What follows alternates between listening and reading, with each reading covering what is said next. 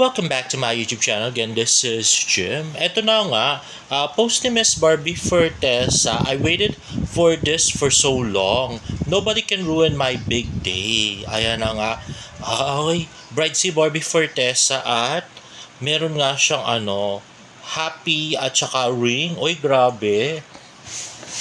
Ayan na nga, napaka-pretty si Barbie at yan, super saya na napaka-pretty si Miss Barbie Fortesa. At ito naman siya pag walang veil. At ito naman yung diba? Ang ganda ng church, grabe. At yun na nga yung ring ng bride and groom. At ito na nga napakagandang si Miss Barbie Fortesa, grabe. Actually, ang dami ng shows ni Barbie Fortesa na nagtrahe de boda siya mula pa Half Sisters pa yata meron na, 'di ba? Tapos yung sa Meant to Be, tapos yun nga sa maging sino ka man, 'di ba? Ay pinost nga niya ito sa Facebook at meron na itong 40.1 thousand reactions at pinost nga ito ng kanyang director na si Ivan Payawan sa kanyang Instagram story at may mga nag-comment guys. So ayan si Miss Mika Salamanca, ate ko, congratulations. Thank you, sabi naman ni Barbie. Hala, finally, sabi naman ni Mika Salamanca. Tapos sasagal naman, ayun I do siya. Happy for you, ate ko. At nag-comment naman si Barbie na, hindi na to fantasy me, thank you. At nag-comment naman si Miss Kylie Alcantara, si ano ba to, eme? At nag-comment si Barbie na, shh, secret pa.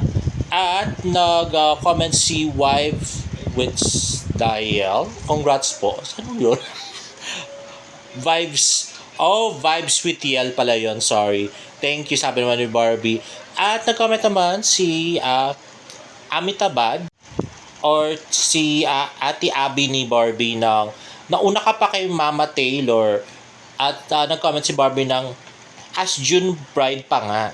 At nag-heart si Miss Annette Gosson at yun na nga, teary-eyed si Barbie. At nag-comment si Mikey Quintos ng Deserve at sabi ni Barbie thank you. At nag-comment si Direct ng congratulations. At nag-comment si Barbie ng wow, thank you so much Direct. At nag-comment ang random republica ng bridal glow is real. Nag-comment si Barbie ng thank you. O diba? So from the comments itself at saka dahil ni-repost nga ito ni Direk Ivan, so mukhang ito ay para sa Saving Cherry na movie ni Barbie Fortesa via Regal Films. At sino kaya yung mapapangasawa niya dito, 'di ba? Sino kaya yung kanyang groom? Well, so far, ang bali-balita ay ang napakagwapong si JC Alcantara nga ang maaring leading man niya dito. So wala pa confirmation yan guys at maaring siya rin yung groom doon. So medyo na-curious ako kung bakit may wedding si Barbie Fortesa dun sa Saving Cherry, no? At kung Saving Cherry, bakit may wedding, di ba? Anong pinalaman nung wedding sa Saving Cherry? Isa-save ba siya dun sa lalaki? Siya ba si Cherry na isa-save dun sa lalaki, di ba? Na mapapang-asawa niya, ganun ba yun? Well, abangan na lang natin, no? Napaka-discreet ni Barbie ngayon at saka ng buong team nila sa sa pagpo-post ng mga tungkol dito sa pelikula. Grabe. Halos wala tayong mabalitaan, no? Anyway, Next nga ay my Project Barbie Blessings Year 3. Ito nga ay para sa birthday ni Barbie Fortesa Donation Drive. Your support can bring hope, joy, and blessings to those who need it most. Easy Help makes a difference. Send monetary support, GCash, BPI, at Maribank. How you can help? Monetary donations. Share and spread. Help us reach more hearts by sharing the campaign. Ayan nga.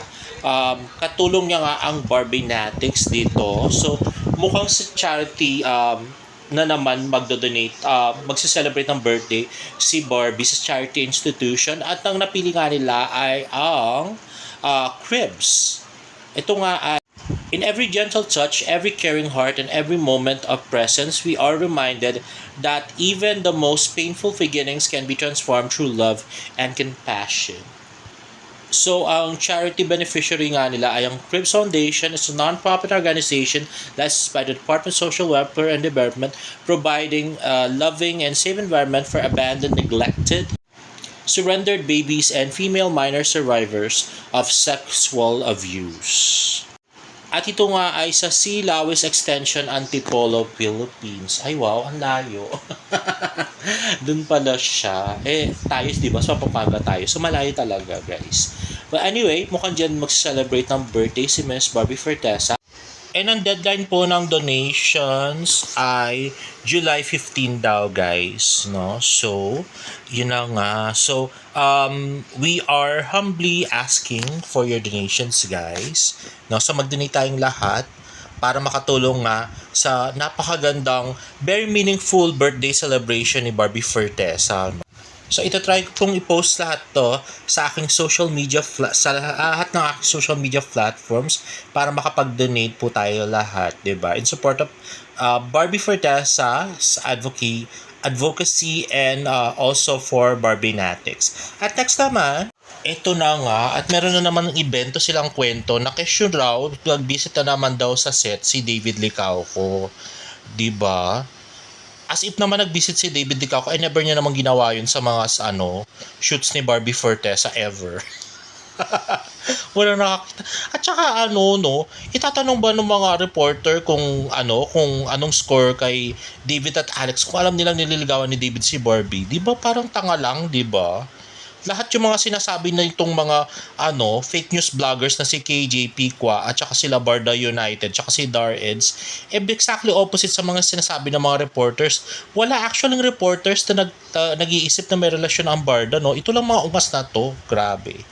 Anyway, ang kaya natin na feature ito ay dahil meron daw post si Barda United na dinilit niya na, at ito nga yung post. Basta tandaan nyo, ang pinamalita ni Fansky sa blog niya ay June 20 ang David Troop's birthday para sa McDo Eaton Centris, ha. Niyayabang pa nga niya na siya ang unang nakaalam at siya ang unang nag-post ng update. Well, June 21 siya. Laps na, venue surprise Tom. Sablay ka ulit Jim. Ha? Paano ko sumablay? Actually, in-update ko yun, di ba? Ito na nga, guys, no? In-update ko yun at sinama ko pa nga sa vlog. Gago to, hindi nagre-research. Gagong KJ, tsaka gago yung Barda United na yun, no? Nakakagigil sila. Anyway, ito na nga yun. So, yung una kong video pinost ay gym exclusive date ng birthday celebration David Licauco with his fans club, Alamin. At yan nga ay June 9, di ba? At kumpleto kong sinabi doon, 'di ba? Kasi that time, yun yung pinaka-latest nga, June 20 yung birthday ni David Licauco. Ito, pero kumpleto yun, sinabi ko yung location, Eaton Centris, McDonald's Eaton Centris. Let's watch this video. Gym exclusive to. Tayo lang talang una-una maglalabas dito kasi hindi to nilalabas. Oo, guys, tayo lang maglalabas dito. Bawal tong ilabas, guys, no?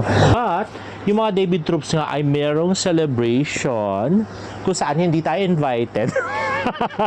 Asa pa tayo? Okay, so may celebration. Ito nga ay sa June 20 sa McDonald's Eaton Centris. O, di ba? Tayo lang may alam niyan. Ako, hindi alam ni Tikwa Barda United tsaka si Gigi Abilino yan. Pinanood na nila yung video ko o kaya may nagsabi sa kanila na mga o diba, napakalinaw. At yung next naman ay pinost ko ito nga birthday celebration ni David Licauco with his fans na move ang date. At ito nga ay pinost ko noong June 16, 2026. Days before yung actual birthday, which is on the 21st. Oo nga pala, guys, no? So nalipat na yung date. So originally nga ay June 20 yun. Ngayon ay may bagong balita na June 21 na siya. Na-move na siya, guys. No? So, from June 20, naging June 21 na. So, ayun na nga, diba?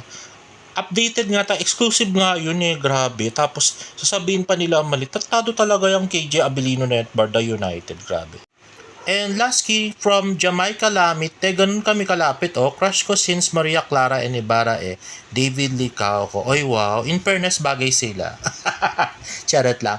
Anyway guys, if you like this video, please give it a thumbs up and please subscribe to my YouTube channel for more Barda updates in my next vlog. Bye!